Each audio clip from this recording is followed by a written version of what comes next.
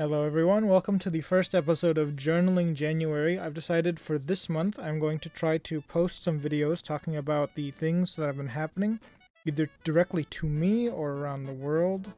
For this week, I've decided to start with some things about Christmas, the disasters happening, and I'm also going to include regularly like a Pokemon section and maybe a development section.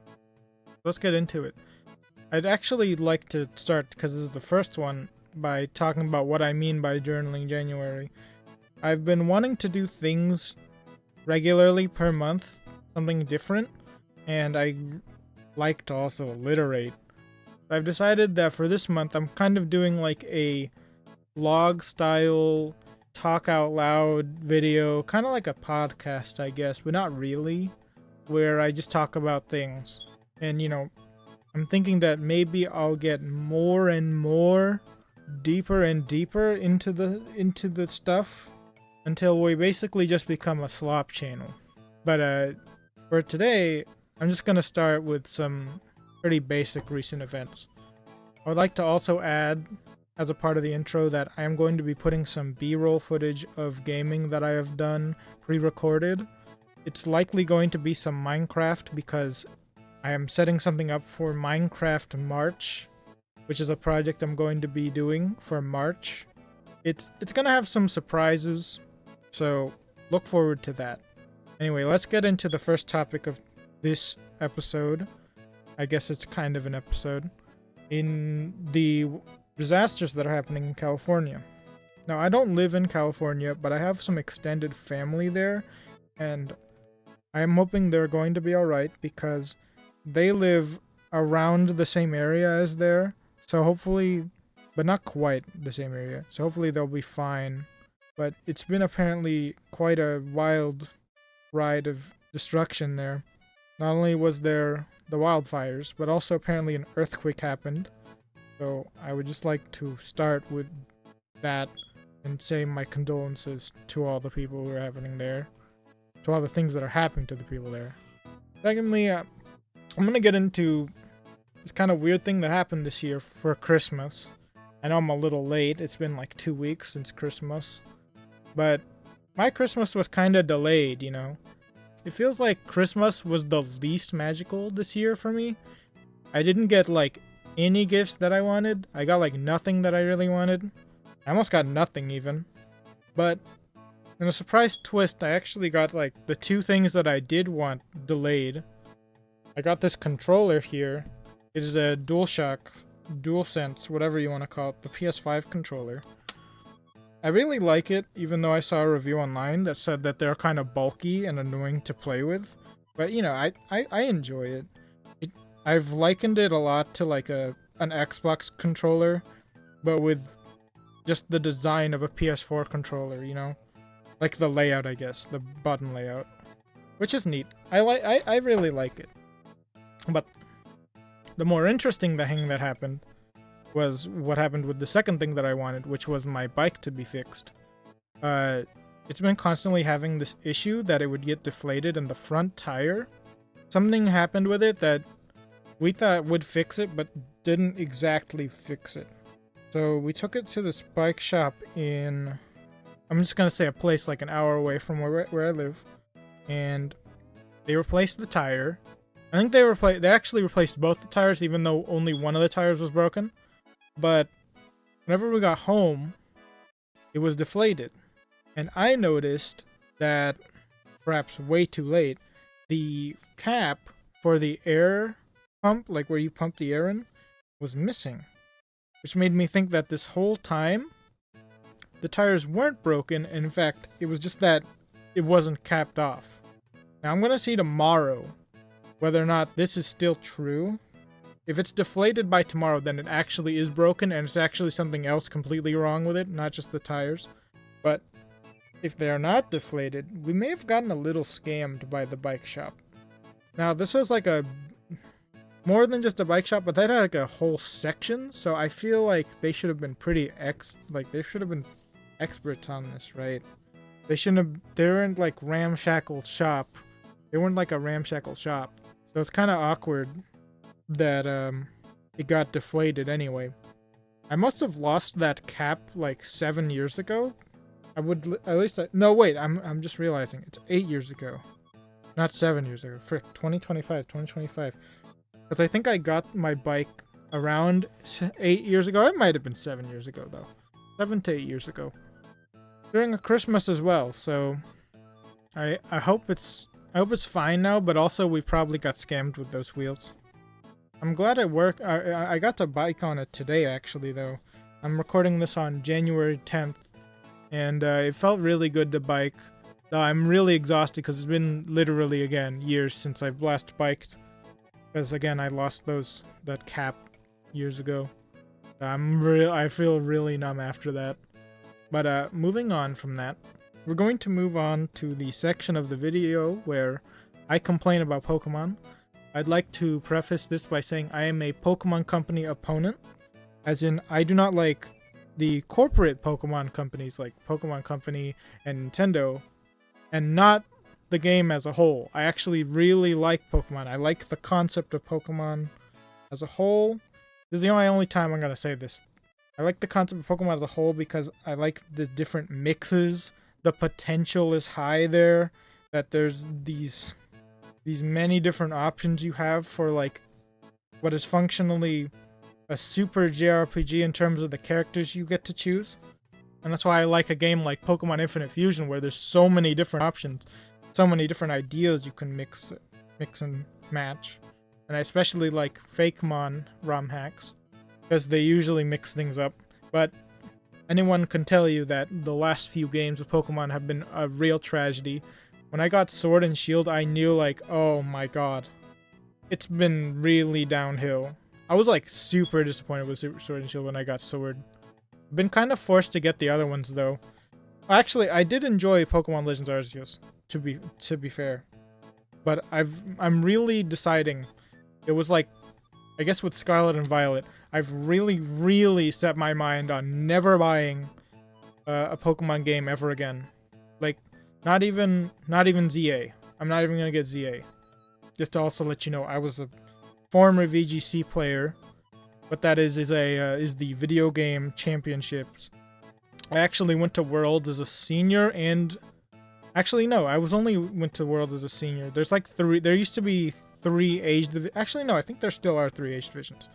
There are 3 age divisions for these competitions. It's like junior, senior, master. The juniors are like the really young kids. That's like, I think it's like 12 and under. The seniors are like a really small age range, like 12 to 17. Actually, I think it might be less than that. I think it's 12 to 15. And then it's like, if you're 16 and older, you're a master. And I used to play really well.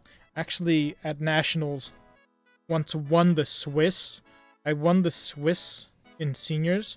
And I think I got top 8 at that Nationals. But that's besides the point.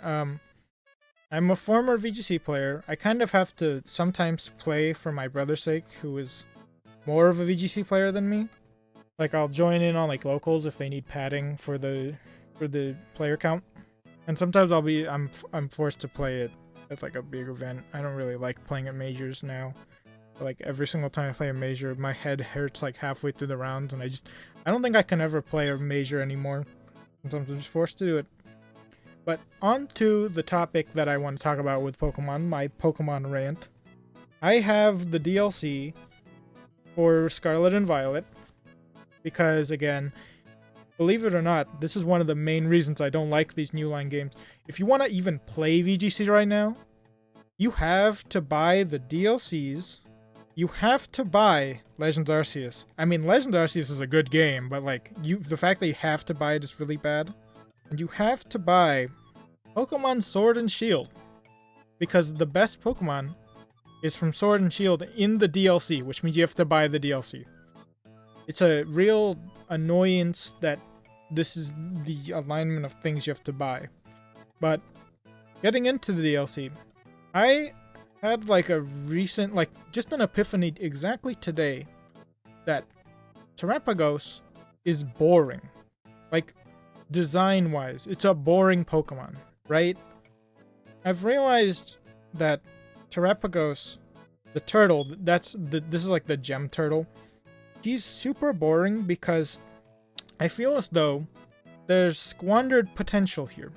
You see, the way that Terrapagos works is he's this turtle that when you terrestrialize him, you don't know, terrestrializing is the new mega evolution basically in this game. Except usually it's not really a mega, it's just like a way to skirt rock, paper, scissors. It's actually kind of cool in terms of mechanics added to the game. It's one of the cooler ones actually. It's not like unfair, but it's also like not super simple and boring. It actually adds quite a layer to the game. But I feel as though they made Terrapagos pretty boring because you're forced to run him with the new Terra Stellar. That is this Terra that lets you always do super effective damage. I basically talked with my brother and I told him it's basically Boom Burst, but a little bit better. You get Boom Burst, but a little bit better. That's all you get with Terrapagos. And I told him they could have made Terrapagos way more interesting if they made like Terra Blast into a move that changed depending on what Terra you put on Terrapagos. Now, if you want to connect 2 and 2 together, if you were a weird, terminally Pokemon playing individual like myself, you would think, isn't that just a Z move? And yes, I want them to bring back Z moves. I feel like they could have just given Terrapagos, like, Z moves. Like, every single Terra Blast type could have been a different move. Because he's like the terrestrialization baddie, right? He's supposed to be the top terrestrializer, but like, no. He's just become giant turtle, cast Boom Burst. That is super effective against terrestrialized Pokemon. Which is pretty boring, honestly. It's like, really boring. It's like, it's either Boom Burst or like Hyper Beam, basically. Yeah, that's my rant on this. Like, I feel like they definitely squandered the potential of Terrapagos. There were so many different things they could have done. So that's my rant about Terrapagos. Something that probably no one cares about. Something that probably players are just like, cute turtle. And like, they thought nothing else of it. But you know, it's just, it seems like on all sides it's boring. To me. Like, the casual side is boring, the competitive side is boring. Now, moving on to the final topic that I'm going to talk about, and that's my game development / dev development. If you don't know, I like to develop things, but it's usually only funny things. Like, for instance, just earlier today, I streamed the Stardew Valley mod updates that I did, and I tuned it up. I made Megan Griffin invade all of Stardew Valley. She actually invades all of it. It's chaos. It crashes your computer. It doesn't crash. Stardew Valley's surprisingly sturdy. Like a really sturdy game. It like will not crash. Even if there's 9,999 enemies spawned on the screen. But it will stutter. Really, really bad. It'll become PowerPoint levels of bad. Anyway, the point is, I like to make funny things. And so, I just wanted to talk about how, like, if you missed it, I finished the Meg part. I think I'm going to add a weapon next into the Family Guy mod. Whenever I add enough things and they've accumulated, I'm going to try to release this. That's actually one of my goals for this year, is to release some kind of software to the public. This is probably not going to be the big one, but like, you know, goal's a goal. I think I'm going to have to add like a weapon based around Chris Griffin, because I'm realizing that doing a projectile weapon is kind of hard. I think it's hard anyway, because there's not really that many projectile weapons in Stardew Valley. It's just the slingshot, really. I'm probably going to stream that development stream. And, you know, I guess I can also talk about how I'm trying to work with some people on another game, like an actual game. They haven't really been too responsive, but it's okay. I've got like a roguelike that I'm working. It should be interesting. It's mostly based around like getting weapons and stuff, and then beating enemies. And that's it. That's all I gotta talk about for this first kind of short talking journaling January episode. Yeah. Oh yeah, if you like the gameplay, tell me so that maybe I can like post it or something. I don't know. It's just gonna be like probably Minecraft gameplay. And if I'm lying, if there's Dark Souls 2 on the screen, let me know that I've also been trying to record Dark Souls 2 because I'm bored and I've been playing a magic character. Pure magic. I just felt bored and I wanted to go like, I want to play pure magic. I'm bored. It's been really fun. Pure magic is so fun. Pure sorceries, very fun. Contrary to the way it may sound. Yeah, that's really, really it. Goodbye. Bye-bye. See ya. Again, I'm going to try to post these like 1 to 2 times a week. The first one for this week was technically the top 5 retro games. I'm glad if you watched it, I'm glad you watched it. Thank you. See ya.